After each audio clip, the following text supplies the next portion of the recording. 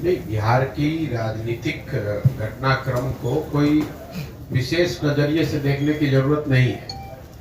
पिछले 10 वर्षों में, मतलब जब 2012 से, जब से नीतीश कुमार ने पहली बार एनडीए को छोड़ा, उसके बाद से ये नीतीश कुमार का सरकार को लेकर 7वां प्रयोग है।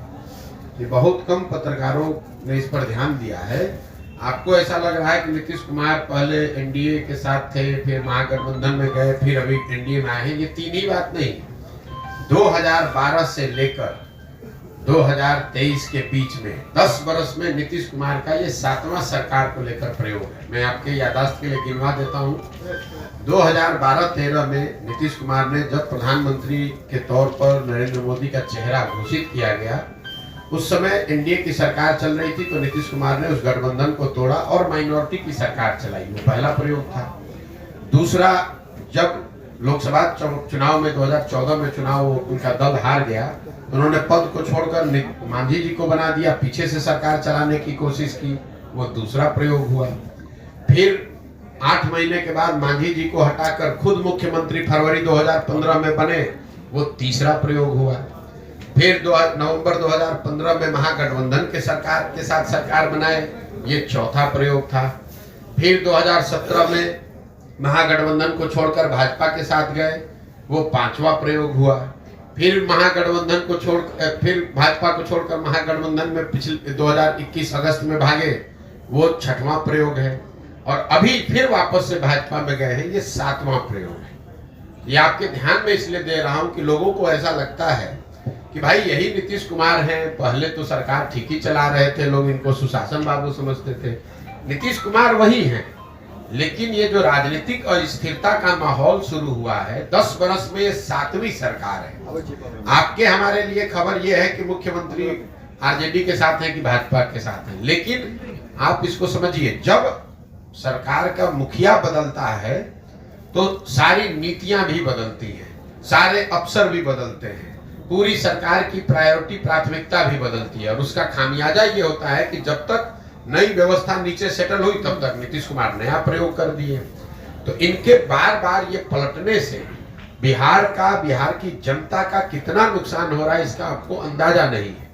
2015 में 7 निश्चय के आधार पर महागठबंधन को वोट पड़ा। 7 निश्चय के कार्यक्रम शुरू किए गए। बिहार विकास मिशन बनाया गया। 2 वर्ष में जब तक वो कार्यक्रम जमीन पर उतरता, तब तक वो भाजपा में चले गए, तो 7 निश्चय हाशिए पर चला गया। भाजपा के साथ मिलकर जिन नीतियों पर आगे बढ़े, जब तक वो चीज जमीन पर उतरे, तब तक फिर भाग के महागठबंधन में चले गए। इस वजह से बिहार की जनता का, यहाँ के प्रशासन, यहाँ के लोगों का बहुत बड़ा नुकसान पिछले 10 वर्ष में हो रहा है। और इसके साथ साथ राजनीतिक तौर पर नीतीश कुमार की जो भद पीट रही है, वो तो पीट ही रही है, लेकिन नीतीश कुमार ऐसा कर पा रहे हैं, इसके लिए सबसे बड़े दोषी 2 सहायक दल हैं, जो उसका नाम भाजपा और आरजेडी है। अगर नीतीश कुमार 7 बार पलटे हैं, तो 3 बार इसमें भाजपा भी पलटी है, 3 बार आरजेडी भी पलटा है। भाई नीतीश कुमार ने तो कहा कि मैं अब भाजपा में नहीं जाऊंगा, लेकिन साथ साथ भाजपा के नेता अमित शाह ने भी कहा, आज से 2-4 महीना पहले बिहार में आकर मंच से खड़े होकर कहा कि भाई नीतीश, बिहार की जनता, एक लोग आप सुन लीजिए, मैं अमित शाह ये बोल रहा हूं कि नीतीश कुमार के लिए भाजपा का दरवाजा हमेशा के लिए बंद है। वही नीतीश कुमार वही अमित शाह, भाजपा नीतीश कुमार को आज मुख्यमंत्री बना रही है। तो नीतीश कुमार जो गलती कर रहे हैं, उनका राजनीतिक तौर पर उनकी भद पीट रही है, जनता उनको गाली दे रही है, लेकिन साथ साथ बिहार के नागरिक होने के नाते हम लोग को ये नहीं भूलना चाहिए कि नीतीश कुमार पूरे बिहार की जनता का मजाक इसलिए उड़ा पा रहे हैं क्योंकि भाजपा वाले या आरजेडी वाले पद की लालच में नीतीश कुमार को ये करने में मदद कर रहे हैं। अगर आज नीतीश कुमार भाजपा छोड़कर आरजेडी चले जाए, तेजस्वी यादव को उप मुख्यमंत्री बना दे, फिर कल से तेजस्वी यादव को नीतीश कुमार में विकास पुरुष दिखने लगेगा। कल तक भाजपा को नीतीश कुमार बेकार दिख रहे थे, आज उनके साथ आ गए तो मुरेठा बांधकर घूमने वाले सम्राट चौधरी आज नीतीश कुमार को बिहार का भविष्य ढूंढ रहे हैं। कल तक कह रहे थे कि नीतीश कुमार अगर सभा में जाएंगे तो महिलाएं सभा छोड़कर भाग जाएंगी, क्योंकि इन्होंने इतने अभद्र भाषा का प्रयोग किया है। इस देश के प्रधानमंत्री मोदी जी ने मध्य प्रदेश के चुनाव में चुनाव हुई सभा में खड़े होकर बताया कि नीतीश कुमार ने जिस तरह की भाषा का प्रयोग किया है, ऐसे भाषा का प्रयोग, ऐसे महिलाओं का असम्मान करने वाले लोगों को सजा मिलनी चाहिए। तो सजा के तौर पर मोदी जी ने अब नीतीश कुमार को बिहार का मुख्यमंत्री बनवा दिया। तो आप लोग सिर्फ आप और हम नीतीश कुमार को क्यों गाली दे रहे हैं, क्यों उनका शिकायत कर रहे हैं? भाई नीतीश कुमार तो जग जाहिर पूरा दुनिया जानता है कि नीतीश कुमार हर 6-8 महीने साल भर पर अपने पद के लालच में कुर्सी अपना पलटेंगे, लेकिन उनके जो साथी दल हैं, जो लोग उनको इस पलटने में मदद कर रहे हैं, अब समय आ गया है उनको भी चिन्हित करने का और उनको भी पहचानने का कि उनका भी दोष कम नहीं है। बिहार का ये दुर्भाग्य रहा है कि यहाँ के सांसदों के लालच में जो काम पहले कांग्रेस ने किया वही काम आज भाजपा कर रही है। यहाँ जो पुराने पत्रकार बैठे हैं, आपको याद होगा लालू जी के जमाने में ऐसा नहीं है कि लालू जी को बिहार की जनता ने वोट देके बहुमत दिया, एक ही बार उनको बहुमत, पूर्ण बहुमत मिला। बाकी सारे समय लालू जी ने बिहार पर राज कांग्रेस के साथ से किया, कांग्रेस के सहयोग से किया। कांग्रेस को मालूम था कि लालू जी के राज का राज जंगल राज है, लेकिन बावजूद इसके उन्होंने आंख बंद किया। लालू जी का को यहाँ शासन इसलिए करने दिया ताकि लालू जी के साथ मिलकर 20, 25, 30 सांसद यहाँ से जीतकर दिल्ली में जाते रहे। तो जैसे कांग्रेस ने बिहार की जनता को लालू के हवाले करके छोड़ दिया था जीने मरने के लिए, वही हाल भाजपा का है। उन्होंने बिहार और बिहार के लोगों के बच्चों का भविष्य नीतीश के हाथ में देकर इसलिए छोड़ दिया है कि कम से कम हमारा 30-35 सांसद जीतकर बिहार देश में जाता रहे, हमारा 370 का आंकड़ा, 400 का आंकड़ा पूरा होता रहे। बिहार की जनता मरती है तो मरे, बिहार के बच्चे पलायन करते हो तो करे, बिहार के बच्चे जब बाहर जाएंगे तो हम लोग को बिहारी कह के गाली दिया जाएगा और हम ही लोग से 40 सांसद का वोट भी लिया जाएगा। ये बिहार का दुर्भाग्य है। तो आप भी तो एनडीए के साथ थे प्रशांत किशोर जी। आपने अपना फैक्ट चेक नहीं किया। हम एनडीए के साथ नहीं, एनडीए यूपीए किसी के साथ नहीं रहे हैं। हम 2011 से लेकर 2021 तक इस देश में 10 दलों के साथ हमने काम किया है। 10 दलों को चुनाव जिताने में मदद करी है, जिसमें नीतीश कुमार भी शामिल हैं, नरेंद्र मोदी भी शामिल हैं, लालू यादव भी शामिल हैं, जगन मोहन रेड्डी, ममता बनर्जी, स्टालिन जैसे लोग भी शामिल हैं। तो अगर आपका सवाल ये है कि पहले अगर आपने इनकी मदद की है तो आज आप इनका विरोध क्यों कर रहे हैं, अगर ये आपका सवाल है तो पहले सवाल को सही कर लीजिए। एनडीए में होना एक बात है और एनडीए की मदद करना एक बात है। आप वोटर हैं, आपने किसी जमाने में कांग्रेस को भी वोट किया होगा, आज भाजपा को आप वोट करते हैं। तो आपके गर्दन पे कोई तलवार रख दे कि भाई पहले तो आप कांग्रेस का वोट देते थे, आज भाजपा को काहे देते हैं वोट। तो जब आपको कांग्रेस पसंद थी, कांग्रेस आपके हिसाब से काम कर रही थी तो आप कांग्रेस को वोट कर रहे थे। जब आपके हिसाब से उन्होंने काम नहीं किया, आप दूसरे जगह भाजपा को वोट दे रहे हैं या दूसरे दल को वोट दे रहे हैं। तो पहले अपना सवाल क्लियर कर लीजिए, फिर मैं उसका जवाब नहीं। जब आप जान रहे हैं कि नीतीश कुमार ऐसे हैं जो विकास के नाम पर जो है सो लोगों को ठग रहे हैं, बिहार की जनता को, तो फिर आपने उनका मदद क्यों किया? ठीक बात, ये सवाल ठीक है। अब इतना होमवर्क करके आइए तब सवाल पूछिए। आपका सवाल ये है कि नीतीश कुमार की आपने पहले मदद की, आज विरोध क्यों कर रहे हैं? नीतीश कुमार की हमने मदद कब की है? 2014-15 में, ठीक है। तो 14-15 के नीतीश कुमार और 22-23 के 23-24 के नीतीश कुमार में जमीन आसमान का फर्क है। जिस नीतीश कुमार की मदद मैंने 2014 में की थी, उस नीतीश कुमार के बारे में पूरे बिहार में एक इंप्रेशन था, एक छवि थी कि ये आदमी बिहार को सुधारने की दिशा में कुछ काम कर रहा है। 2005 से लेकर 2012-13 के दौर में बिहार सुधरता हुआ दिखा था और वो सुधार नीतीश कुमार के नेतृत्व में हुआ था। नीतीश कुमार को इस राज्य में, राज्य के बाहर लोग सुशासन बाबू कहते थे। उस नीतीश कुमार की मैंने मदद की थी। आज जिस नीतीश कुमार का विरोध कर रहे हैं वो नीतीश कुमार है जिनके राज को लोग बोलचाल की भाषा में अधिकारियों का जंगल राज बता रहे हैं। 2014-15 में जिस नीतीश कुमार की मदद की थी वो नीतीश कुमार थे जो चुनाव नहीं हारे थे। उनका दल चुनाव हारा था लोकसभा में, लेकिन राजनीतिक मोरालिटी एक चीज होती है जिसके आधार पर उन्होंने पद छोड़कर मांझी जी को मुख्यमंत्री बना दिया था। उस नीतीश कुमार की मैंने मदद की थी। आज जिस नीतीश कुमार का विरोध कर रहे हैं वो आदमी का विरोध कर रहे हैं जो राजनीतिक निर्लज्जता का उदाहरण बन गया है। 2020 में नीतीश कुमार चुनाव हार गए हैं। 243 के विधानसभा में 42 विधायक जीतने वाले पार्टी के नेता हैं, यानी वो चुनाव हार गए हैं, लेकिन हारने के बावजूद कोई ना कोई जुगाड़ लगा के कभी राजद के साथ, कभी भाजपा के साथ, कभी दूसरों के साथ मिलकर सरकार बना रहे हैं, कुर्सी पर बैठे हैं। तीसरी बात, 2014-15 में उस नीतीश कुमार की मदद की थी जिसमें मानवता अभी जिंदा था। ये वही नीतीश कुमार हैं, आप पत्रकार हैं, आपको याद होगा वाजपेयी जी के सरकार में ये रेल मंत्री थे। जब ये रेल मंत्री थे तो गैसल पश्चिम बंगाल में एक रेल दुर्घटना हुई जिसमें 285 लोगों की मृत्यु हुई थी। नीतीश कुमार ने ये कह के पद से इस्तीफा दिया कि मेरे पद पे रहते हुए अगर 200 से ज्यादा लोगों की दुखद मृत्यु हुई है तो मैं उस पद पे कैसे रहूंगा।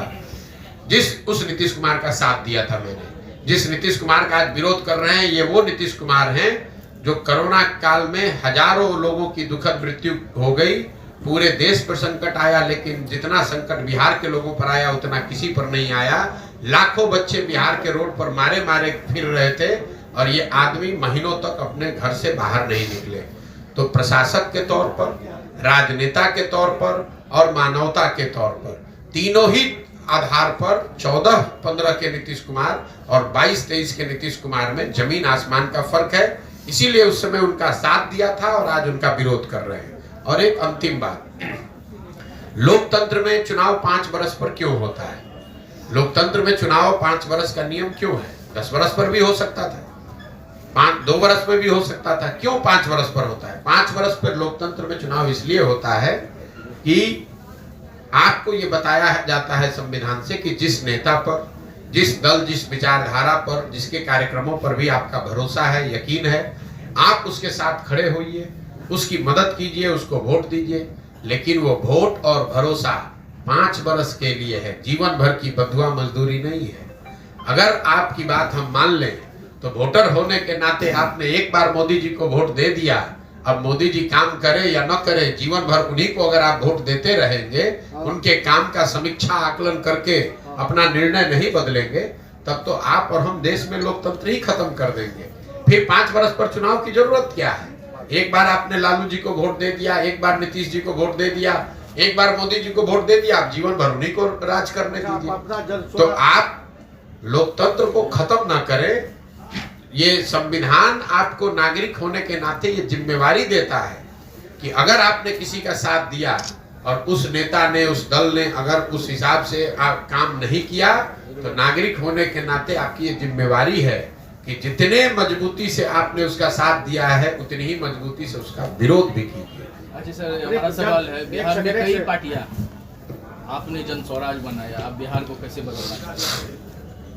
पहले बात तो जब मैं फिर वही बात कहूंगा, आप लोग पत्रकार हैं, थोड़ा सा रिसर्च करके थोड़ा पढ़ के आइए। हमने कोई पार्टी नहीं बनाई है, जन स्वराज पार्टी नहीं है, जन स्वराज अभियान है। अभियान है एक नई पार्टी बनाने का। इसके 3 उद्देश्यों में एक उद्देश्य है बिहार में एक नया दल बनाना। क्यों? इसकी क्यों जरूरत है? इसलिए नहीं कि प्रशांत किशोर चाहते हैं कि एक दल बने, इसलिए कि बिहार के में जब 2 वर्ष पहले एक अध्ययन किया गया तो यहाँ 55% बिहार के लोगों ने cutting across cast and religion caste and class, सभी वर्गों के, सभी संप्रदायों के, सभी जातियों को अगर मिला दें तो 55% लोगों ने कहा कि बिहार में सुधार के लिए एक नए दल, नए विकल्प की जरूरत है। इसका मतलब ये नहीं है कि वो सब लोग कह रहे हैं कि जन स्वराज की जरूरत है, लेकिन एक नए दल, एक नए विकल्प की जरूरत है, ऐसा 55% बिहार के लोगों ने कहा है। तो जन स्वराज अभियान उसी से जुड़ा हुआ है कि अगर आधे से ज्यादा बिहार की जनता अपने बेहतर भविष्य के लिए नया दल बनाना चाहती है तो जन स्वराज वो अभियान है जिससे कि हम लोग गांव-गांव जाकर लोगों को बता रहे हैं कि अगर आप नया दल, नया विकल्प बनाना चाहते हैं तो आप आइए, आप व्यवस्था की, संसाधन की, जाति की चिंता मत कीजिए, आप साथ में आइए। अगर आप ईमानदार व्यक्ति हैं, आप में जज्बा है, आप बिहार को सुधारना चाहते हैं तो आप साथ में आइए, नया दल बनाइए। प्रशांत किशोर और जन स्वराज आपकी मदद करेंगे। आप में से कई साथियों को ऐसा लगता है कि अरे भाई तो पहले दूसरे दलों को के लिए काम करते थे, अब आके बिहार में घूम रहे हैं। दोनों में कोई फर्क नहीं है। पहले हम यही काम दल और नेताओं के लिए करते थे, नेताओं को और दलों को बताते थे किस तरह से संगठन को मजबूत करो, कैसे साथ में आओ, कैसे बूथ कमेटी बनाओ, कैसे जनता के बीच प्रचार करो, कैसे चुनाव लड़ो और उनको जिताने में मदद करते थे।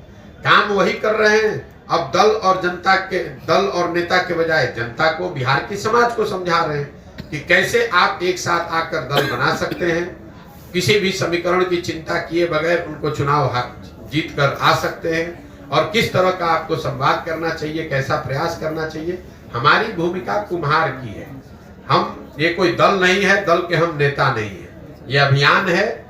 और जैसे कुम्हार अच्छी मिट्टी और चाक से घड़ा बनाता है, वैसे गांव-गांव घूमकर इस अभियान के माध्यम से मैं ऐसे लोगों को ढूंढ कर निकाल रहा हूं जो लोग नया दल बनाना चाहते हैं। उनको हम मदद करेंगे ताकि वो सब लोग मिलकर दल बनाए। जब सब लोग मिलकर दल बनाएगा तो उनको हमारी मदद से वो चुनाव भी लड़ेंगे, और ऊपर वाले ने चाहा, बिहार की जनता का आशीर्वाद रहा तो वो जीत कर भी आएंगे। सर, लोकसभा चुनाव में भी आप किस सीट से चुनाव लड़ेंगे? जब दल ही नहीं है तो लोकसभा का चुनाव कैसे लड़ेंगे, आप हमको बता दीजिए। दल होगा सर। मेरे भाई, जो भी राजनीतिक क्षेत्र में यहाँ है, बिल्कुल मैं आ रहा हूँ उस पे। आप लोग जो नेता लोग कहते हैं, कम से कम उस बात को ध्यान से सुनिए और उसी पर सवाल कीजिए। जब ये अभियान शुरू हुआ तो हमने कहा कि पूरे बिहार में पदयात्रा करने के बाद ही ये निर्णय लिया जाएगा कि दल कब और कैसे बनना है, लेकिन कब कैसे बनना है, दल का नाम, संविधान क्या हो, उसकी प्राथमिकता क्या हो, उसके नेता कौन हो, इस पर निर्णय पदयात्रा के बाद लिया जाएगा। अभी तक पिछले 17 महीनों में मैं आधा बिहार पैदल चल पाया। 120 विधानसभा क्षेत्रों तक हम लोग पैदल चल के गए, आधा बिहार बाकी है। तो दल जब एक बार जनता को कह दिया कि पदयात्रा करने के बाद ही बनाऊंगा, तो बीच में बनाने का मतलब तो है नहीं। अब कल होके कोई चुनाव आ जाएगा तो दल बना लेंगे, तो फिर लोग कहेंगे देखिए इनको तो चुनाव लड़ना था इसलिए पदयात्रा कर रहे हैं। लोकसभा से पहले कोई दल है नहीं, इसलिए लोकसभा में जन सुराज पार्टी की ओर से कोई चुनाव नहीं लड़ा जाएगा। आपने कहा कि एक निर्दलीय चुनाव लड़ा था जिसकी मदद जन सुराज ने की थी एमएलसी के तौर पर, और चुनाव जीते भी थे, वो ठीक बात है। अगर बिहार में ऐसी परिस्थिति बनती है जहां जन सुराज की सोच से, इस परिकल्पना से जुड़े हुए लोग किसी लोकसभा क्षेत्र में, जिले में ये तय करते हैं कि नहीं भैया हम लोग के पास हम लोग को चुनाव लड़ना है, कोई ऐसा व्यक्ति मिलता है जिसके लिए समाज कह रहा हो कि नहीं भैया ये बहुत अच्छे आदमी है, इनको सांसद के तौर पर जिताकर भेजा जाए, तो वो निर्दलीय के तौर पर चुनाव लड़ सकते हैं, जन सुराज उनकी मदद कर सकता है। मेरा लक्ष्य कोई एक एमपी सीट जीतना नहीं है। शिक्षकों का एमएलसी चुनाव क्यों लड़ा गया? इसलिए लड़ा क्यों, चुनाव तो समय 8-10 जगह हुआ, एक शिक्षक का चुनाव क्यों लड़ा गया? इसलिए लड़ा गया कि लोगों ने ये कहा कि अगर आप जन सुराज से शिक्षा की बात कर रहे हैं, शिक्षा पर ही आपका फोकस है, तो शिक्षकों के एमएलसी का चुनाव जरूर हम लोग को लड़ना चाहिए, क्योंकि उसमें वोटर सिर्फ शिक्षक है। उनकी बात मानी गई, और जिन जिलों में उस समय पदयात्रा हुई थी वहां पर शिक्षकों के एमएलसी के चुनाव के लड़ा गया एक निर्दलीय के तौर पर, हम लोग जीत कर भी आए। तो आगे अगर लोकसभा चुनाव से पहले जन सुराज की सोच से, परिकल्पना से जुड़े हुए साथियों ने अगर ये तय किया कि हमें लोकसभा चुनाव किसी क्षेत्र में लड़ना है, उस तरह का कोई बेहतर व्यक्तित्व मिले जिसको कि चुनाव लड़ाने से समाज का भला हो सकता है, तो जन सुराज अपने संसाधन व्यवस्था से, अपने खर्चे से, अपनी ताकत से उसको चुनाव लड़ाएगा। लेकिन वो चुनाव वो व्यक्ति को, उस व्यक्ति को निर्दलीय लड़ना पड़ेगा, क्योंकि अभी जन सुराज दल है नहीं। जब दल बन जाएगा तो उसके बाद जो भी चुनाव होगा, चाहे मुखिया का चुनाव हो कि लोकसभा हो कि विधानसभा हो, सारा चुनाव लड़ा जाएगा। कोई टारगेट तो सर आपका होगा, आखिर आपका दल का गठन कब होगा आगामी विधानसभा? कोई ऐसा टारगेट नहीं है, इसलिए नहीं है कि इस पूरी पदयात्रा में कोई दिन और किलोमीटर निश्चित नहीं है। जब मैंने घोषणा की थी तो मेरा अनुमान था कि 1.5 वर्ष में हम पूरा बिहार पैदल चल देंगे। करीब 1.5 वर्ष होने को आ गया, हम आधा बिहार ही कर पाए हैं।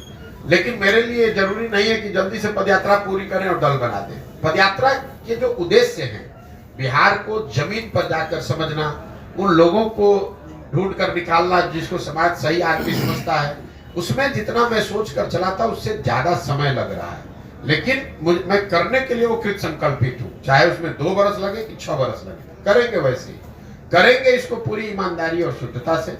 आप देख रहे हैं कि पिछले 1.5-2 वर्ष से जब से मैंने पदयात्रा शुरू की है तो मैं कोई घर नहीं जाता हूँ, छुट्टी नहीं लेता हूँ। अगर सहरसा में भी आया हूँ तो कैंप में ही रहूंगा, कैंप में ही लोगों से मिलूंगा, और शुद्धता से, ईमानदारी से इसको करने का प्रयास कर रहे हैं। आगे निर्णय जो भी हो, आगे जनता का जो निर्णय हो, जितनी सफलता मिले न मिले, लेकिन इसको करना है ईमानदारी और शुद्धता से। प्रशांत सर, व्यक्ति का व्यक्तित्व प्रभावित होता है पद और लायबिलिटी आने के बाद।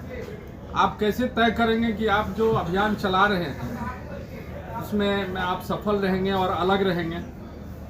बिल्कुल सही बात है। ये आपका जो अनुभव है कि कई लोग पद पे आने के बाद उनका व्यक्तित्व, उनका चरित्र बदलता है। इसीलिए इसके 3 शब्दों में एक महत्वपूर्ण शब्द है सामूहिक प्रयास। सही व्यक्ति हो वो भी, उसका भी व्यक्तित्व और चरित्र पद पर आने के बाद बदल सकता है। तो सही व्यक्ति हो, सही सोच हो, लेकिन उसके साथ साथ एक कोई सही व्यक्ति इसको नहीं सुधार सकता है। सामूहिकता की जो ताकत है, अगर हजारों लोग साथ में सही लोग आकर प्रयास कर रहे हैं तो हजारों लोग ओवरनाइट उनका चरित्र बदल जाएगा, ऐसा संभव नहीं है। तो जो 3 शब्द इस पूरी परिकल्पना के आधार हैं कि सही व्यक्ति का चुनाव किया जाए, मजबूत व्यक्ति का नहीं, सही व्यक्ति का। राजनीति में कई बार मजबूत को सही मानकर उसको आगे बढ़ाया जाता है। हम लोग की सोच ये है कि नहीं, सही व्यक्ति भले कमजोर हो, उसके पीछे साधन व्यवस्था लगाकर उसको मजबूत बनाया जा सकता है, लेकिन मजबूत व्यक्ति को सही मानकर अगर जिता दिया जाए तो ये जरूरी नहीं है कि वो सही हो। तो पहली बात है कि आदमी सही ढूंढ कर निकाला जाए। दूसरा, सोच उसकी सही हो। सोच ये हो कि बिहार को अगले 10 वर्ष में कैसे विकसित बनाना है, बिहार के लोगों को, बिहार के बच्चों का कैसे उनकी बेहतरी करनी है, बजाय इसके कि किसी जाति, किसी परिवार की बात हो। और तीसरा, किसी एक व्यक्ति पर पूरी व्यवस्था न आधारित हो। इसलिए सामूहिकता से, कोई प्रशांत किशोर इसको नहीं ठीक कर सकते हैं। अगर ऐसा होता तो हम कहते हैं कि हम दल बना रहे हैं, हम सही व्यक्ति हैं, हमारी सोच सही है, हम इसको ठीक कर देंगे। मैं कह रहा हूं कि किसी एक प्रशांत किशोर के, 10 प्रशांत किशोर के आने से बिहार नहीं सुधरेगा। जब तक समाज से हजारों लोग एक साथ आकर, सही सोच वाले लोग एक साथ आकर सामूहिक तौर पर साथ मिलने, साथ चलने का, साथ काम करने का निर्णय नहीं लेंगे, तब तक सुधार संभव नहीं है। इसीलिए आप देख रहे हैं कि जो राजनीतिक दल बनाने में दूसरों को 1 दिन लगता है, 1 घंटे में लोग दल बना देते हैं। वो दल बनाने में ही मैं 2 साल 3 साल लगा रहा हूँ। क्यों लगा रहा हूँ? इसलिए लगा रहा हूँ कि जो लोग ये दल बनाए, जब ये दल बने, जो लोग इस दल को बनाए, वो दल किसी जाति विशेष का ना हो, किसी व्यक्ति विशेष का ना हो, किसी परिवार का दल ना हो, बल्कि वो बिहार के उन सारे लोगों का दल हो जो लोग बिहार में व्यवस्था बदलना चाहते हैं, एक नया विकल्प, नया प्रयास के भागीदार बनना चाहते हैं। अभी जो खेला होने की बात चल रही है, आखिर वो कौन सा खेला होने जा रहा है? मेरे भाई देखिए, कोई भी खेला हो, आप मुझे बताइए, यहाँ पर 2012 के बाद अभी मैंने आपको गिनवाया, ये 6वां 7वां सरकार का प्रयास है। क्या फर्क पड़ गया?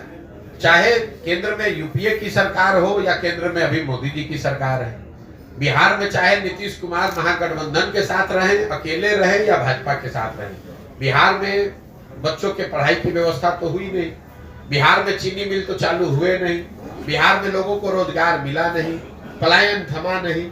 तो किसी की भी सरकार बन जाए, किसी भी फॉर्मेशन में आ जाए, किसी तरह का खेला हो जाए, यहाँ परिवर्तन आने वाला नहीं है। खेला तो तब होगा जब जनता खड़ा होकर, जितने खेला करने वाले लोग हैं, इन सबको झाड़ू मार कर बाहर जब करेगी, तब असली खेला होगा।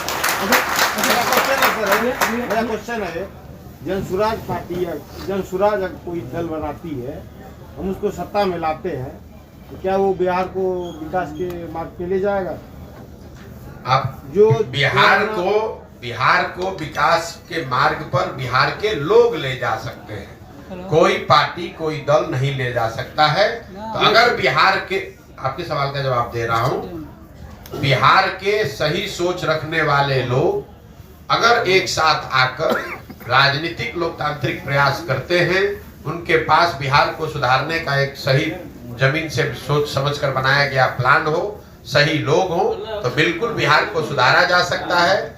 अगले 10 वर्ष में बिहार को देश के 10 अग्रणी राज्यों की श्रेणी में खड़ा किया जा सकता है। क्वेश्चन ये है, जैसे विधायक जीत के जाता है, चाहे आपका दल हो, वो विधायक यहाँ से जीत के जाएगा, हम लोग जिताएंगे, नया पार्टी को जिताएंगे, क्योंकि सब पार्टी को दिए एक बार मौका। कोई बिहार को आज तक विशेष राज्य का दर्जा तक नहीं दिलवा पाया। यहाँ तक कि जो भी पुराना चीनी मिल था, पेपर मिल था, वो बंद करवा दिया गया। हम नया दल चाहते हैं, लेकिन पर विधायक जो जीत के जाता है, वो विधायक जीतने के मेरे बाद भाई ऐसा है, हमसे घूस लेने का, सुनिए ना भाई, कोई भी काम करने पे घूस अरे लेता सुनिए है। ना भाई, आप इतने सीधे आप और हम भी नहीं हैं कि आप इतना इनोसेंटली कह रहे हैं कि हम लोग जिता रहे हैं और विधायक घूस ले रहा है। जब आप विधायक चुन रहे हैं तो एक बार आपको विधायक बेवकूफ बना दिया, 2 बार विधायक बेवकूफ बना दिया, तो पिछले 50 वर्ष से आपको कैसे बेवकूफ बना रहे हैं? जहां पर लोग एक, सुनिए, आपने सवाल पूछा, सवाल जवाब सुन लीजिए।